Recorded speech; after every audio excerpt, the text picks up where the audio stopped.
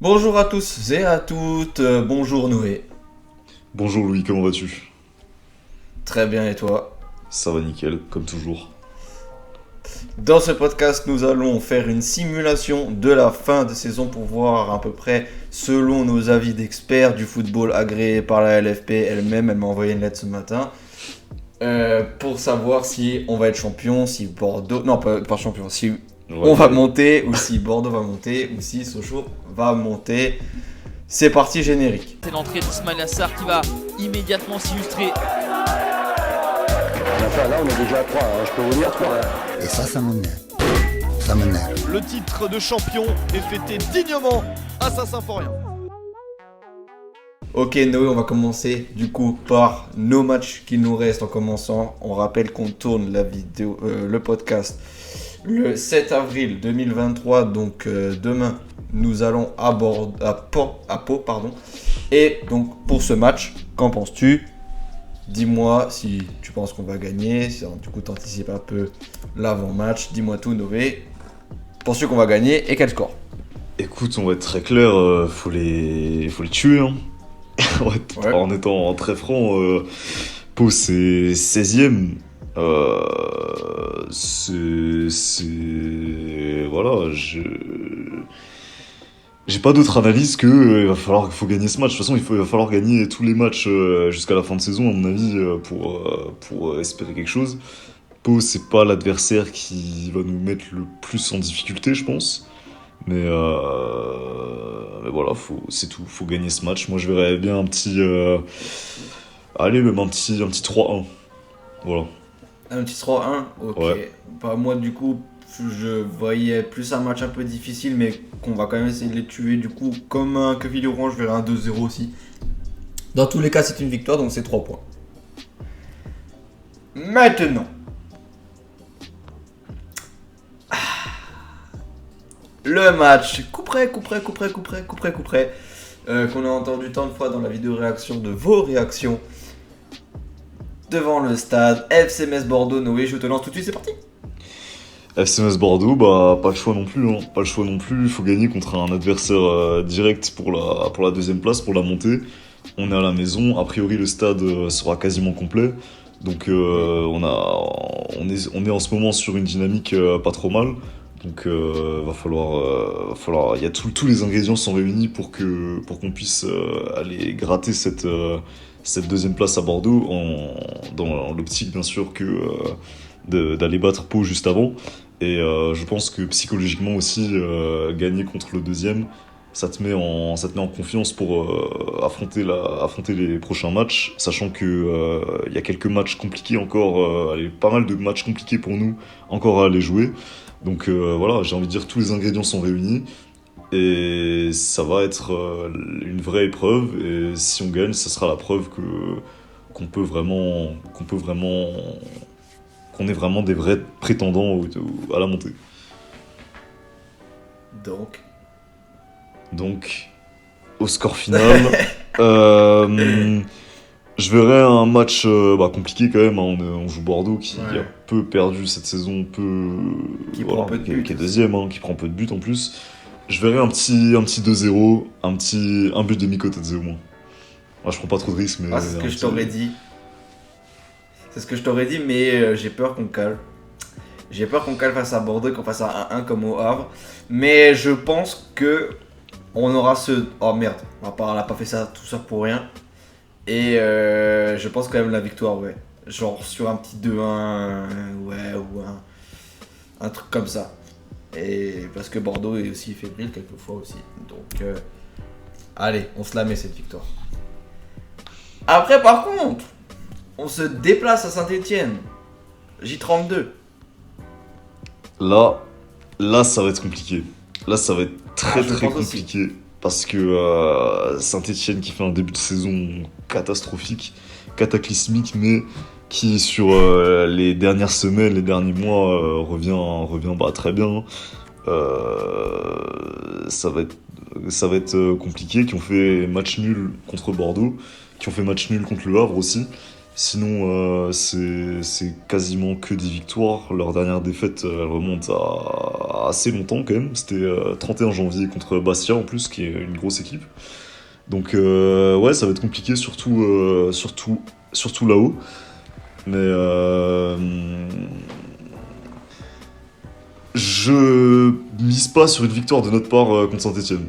Pour être honnête, Moi je non plus. miserais. Moi, je mets un nul. Moi, je mets un nul. J'allais dire la même chose. Je vais mettre un match nul, un partout, un 0-0, un match assez fermé. Match Et voilà. Qui marque beaucoup de buts, pardon. Saint-Etienne en plus, hein, parce que 12e, mais 43 buts, sachant le début de saison compliqué qu'ils ont eu. Voilà, donc ça va être compliqué. Très bien. Ensuite, on enchaîne J33. On reçoit le Paris FC à la maison. Que nous dis-tu? Le Paris FC, ben pareil, hein, le verdict, je miserais quand même sur une victoire. Moi, je miserais en étant optimiste, mais parce qu'il le faut aussi. Je viserais sur les matchs à domicile globalement une victoire. Alors, À chaque fois il faut qu'on puisse à la maison, si on veut prétendre à la montée, il faut qu'on puisse gagner tous les matchs au moins à la maison jusqu'à la fin de la saison. Et Paris FC qui va être un gros adversaire aussi. Mais on a les armes, hein. De toute façon on a les armes pour battre à peu près tout le monde. Donc voilà, je mise une petite victoire, allez, une victoire 2-1. Je suis d'accord. Et puis après, aussi un élément auquel on peut des fois ne pas penser, mais qui est très important pour les supporters. Le temps. Le temps va commencer à se réchauffer. Les familles vont vouloir aller retourner au stade. Et à mon avis, on va bénéficier d'un grand soutien des supporters au stade. Donc à mon avis, ça peut nous pousser à vraiment aller chercher et assurer des victoires. Même des petits 1-0 comme on a fait contre Laval. Parce qu'on sait que Paris FC a quand même un peu dégringolé cette saison.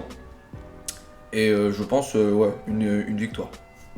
Très juste. Bah oui, bah là comme tu l'as dit, là les matchs, la manière on va dire va très peu importer. Il va falloir que ce soit vraiment le résultat qui prime.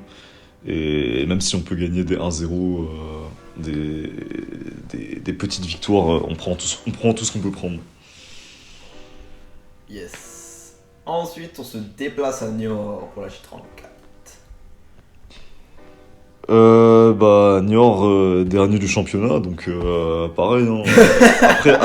Après attention à ce genre de match Oui, aussi. attention.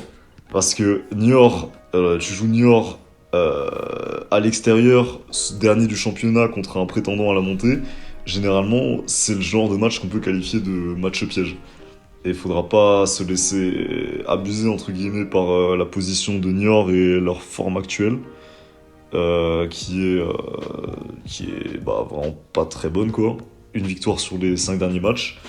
Donc ouais voilà, pareil, je miserais une victoire 2 ou 3-0, histoire de se rassurer un petit peu. Mais attention. C'est bizarre, tu me dis attention. Oui, c'est... Tu me dis 3-0. Allez, bam. Non, On va parce le que peser. je pars dans l'optique qu'on va être sérieux et qu'on va jouer vraiment et qu'on va pas déjouer face au dernier du championnat qui n'aura rien à perdre en plus face à nous. Moi, je pense qu'on va avoir un regain aussi contre Paris, genre à la maison. Et que ça y est, à Niort, ouais. Ils vont peut-être mettre le premier but, tu vois. Et puis après, peut-être le petit score fétiche qu'on fait à l'extérieur, 4-1, pourquoi pas. Attention s'il marque le premier but, hein. Parce que s'il marque le premier Non. but, dernier, Non. à la maison, bon après je connais pas la capacité du stade de Niort, mais à mon avis, quand tu joues à domicile, tu gagnes 1-0 contre une équipe comme Metz, attention au premier but et à ce qu'il peut entraîner, surtout si offensivement on n'est pas très inspiré quoi. Exactement. Après, on reçoit Grenoble à la maison le 13 mai à la J35. Je te lance. Grenoble, gros adversaire, hein. Après, je sais pas si c'est encore pertinent de juger la forme, de juger en fonction de la forme actuelle, parce qu'on sera déjà le 13 mai, on sera plus du tout C'est vrai, c'est un peu éloigné quand même. dans la même configuration. Mais c'est comme j'ai dit tout à l'heure, c'est à la maison, donc c'est une victoire, hein. Victoire obligatoire, même contre un adversaire qui va être compliqué. Je pense que, ouais, elle a un petit 2-0, 3-0. 2-0, 3-0, histoire de faire plaisir aux supporters. Ça va être le 31 mai. 31 Toi, tu mai, donnes. tout le monde. Voilà, c'est ça. En plus, il y a Yann qui va ramener toute la famille, donc c'est parfait. Alors attends, je refais juste les comptes. 3, 6, 7, 10, 13, 16. 16 points, ok. Après, on se déplace à Guingamp. Attention. Bah là, tous les derniers matchs, j'ai envie de dire, c'est des gros matchs, hein. Guingamp, malgré... Guingamp, ça reste quand même une équipe qui Milieu peut... de tableau un peu solide quand même. Ouais, c'est ça, qui peut faire flancher. Même si, a priori, elle aura plus grand-chose à jouer aussi. C'est à domicile ou c'est à l'extérieur? À l'extérieur. Bah, à mon avis, ça va être très compliqué à Guingamp. Surtout la pression qui va Moi, être je sur mise nos sur un nul. épaules. Ouais, je pense aussi. Je pense aussi que je pense que la pression en plus qui va être sur nos épaules, Guingamp qui va jouer entre guillemets libéré, à mon avis, un match nul, ouais. Je pense que on se dirige plus vers un match nul que vers une victoire. Après, comme j'ai dit tout à l'heure, attention à la forme aussi, parce que faudra voir où en sont les deux équipes à ce stade du championnat. C'est vrai. Après, on se déplace chez un concurrent, le FC Sochaux-Montbéliard. Qu'en penses-tu, Noé, à la J37? Sûrement le match, vraiment le match charnière, même si à Bordeaux, mais là c'est à 2 journées de la fin, on sera un peu plus au clair contre un potentiel deuxième aussi. Donc ça va être chaud, ils vont être chez eux. Je miserai pas sur un match nul parce que je vois pas le match terminer sur un match nul. Je dirais soit une victoire de nous, soit une victoire de Sochaux. Mais je vois pas un match nul dans ces conditions, dans cette configuration à Sochaux. Je sais pas ce que t'en penses. Écoute, et bah pareil, mais enfin alors non parce que pardon, genre j'ai vu selon les résultats de Sochaux face au gros, Le Havre, Bordeaux et Bastia, non contre Bastia ils ont perdu, mais quand ils les ont reçus à domicile, ils ont toujours fait nul. Et c'est un peu la tendance, je trouve, cette année de Ligue 1, enfin de Ligue 2, pardon, de faire nul entre gros, à part quand Bordeaux et Le Havre nous ont tapé quand on était dans nos espaces, on a fait quand même nul face à Sochaux déjà. Moi, la tendance voudrait dire qu'on fasse un nul, un 1 ou un 0, mais Sochaux, pardon, c'est très très limité et surcoté pour moi. Sochaux, c'est une bonne équipe qui avait à un moment une dynamique incroyable avec 6 victoires consécutives, tout ça. Mais c'est à chaque fois, ça se fait soit prendre le premier but, soit revenir et du coup, ça tremble un peu. Et voilà, donc je pense franchement qu'on peut aller chercher cette victoire. Et pour moi, oui, ça va être une victoire pour nous. Mais certainement pas de Sochaux. Après, on sera à la J37 aussi. Une journée avant la fin, les équipes qui jouent à domicile pour un... Après, peut-être qu'ils seront... D'ici là, ils seront largués au classement. On sait pas ce qui va se passer. Ou peut-être nous, hein. Ou peut-être nous, ouais, j'avoue. Mais je pense que ça peut balancer en leur faveur et qu'ils peuvent retourner la tendance. Moi, je miserais sur une victoire de Metz quand même. Compliqué, 1-0. Et voilà. Mais je vois pas de match nul dans ce match. Écoute, Sochaux, ils ont quand même une logique de timoré. Genre, ils sont vraiment là en mode il faut pas qu'on se loupe. Et quand ils ont un gros match, ils jouent vachement défensif et rationnel. Bon, voilà, c'est une petite analyse, mais bon, on va pas passer 120 ans sur un match qui est dans un mois et demi quasiment. Et à la J38, match décisif pour le coup, parce que c'est aussi un concurrent, pseudo-concurrent, même si on compte vraiment que nous, pour la deuxième place, je pense à Sochaux, Bordeaux et Metz. Mais le Sébastien a peut-être une carte à jouer, même si je ne trouve pas qu'ils vont. Je ne pense pas qu'ils vont se qualifier pour la montée. Mais certains médias disent que que Bastia a une carte à jouer. Qu'en penses-tu quand on les recevra à la maison pour la J38 et certainement qu'on pourra peut-être alors fêter la montée ou pas? Dis-nous en plus. Forcément, ils ont une carte à jouer parce que quand tu regardes, c'est juste seulement un point derrière Sochaux. Une dynamique qui est très très bonne. Bah, ils viennent de battre Sochaux d'ailleurs. Donc oui, à mon avis, faut pas minimiser la carte de Bastia non plus, qui est sur une série qui est 4 victoires sur les 5 derniers matchs. Donc qui est... Très bien. Donc si je refais les comptes, on est à 3, 6, 7, 10, 13, 16... face à Gaga, on avait dit nul, 17, 20, 23 points pour nous selon nos prédictions, à nous, qui nous engagent nous, et qui ne nous engagent que nous et nous. Voilà. Et maintenant, déjà que le podcast est assez long, mais qui est vraiment bien. Merci beaucoup pour tout ce que tu nous donnes, Noé. On va faire tac au tac, je vais te dire tous les matchs, et tu vas me dire ce que tu en penses directement des matchs prochains de Bordeaux et de Sochaux. C'est sur ça qu'on finit ce podcast. Donc du coup, si on suit pour un dernier récap de nos résultats et de nos prévisions, on finirait avec donc 23 points pris depuis cette J30 face à Pau, ce qui nous ferait un total de... Je suis vraiment pas pro, j'ai enlevé la page.